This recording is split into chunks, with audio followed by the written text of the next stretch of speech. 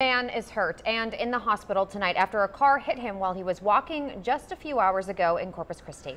The accident happened on North Padre Island Drive near Leopard Street. Our Taylor Alanis is there live to tell us more about this top story. Taylor?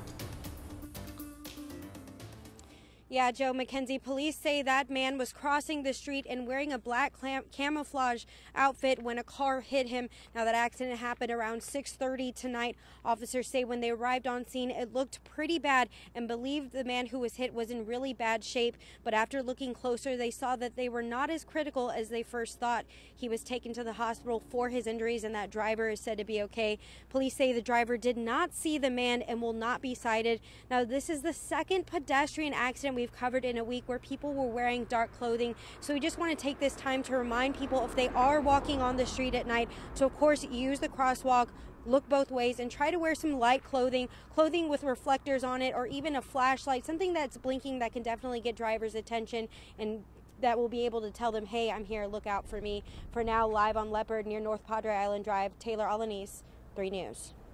Okay, thank you, Taylor.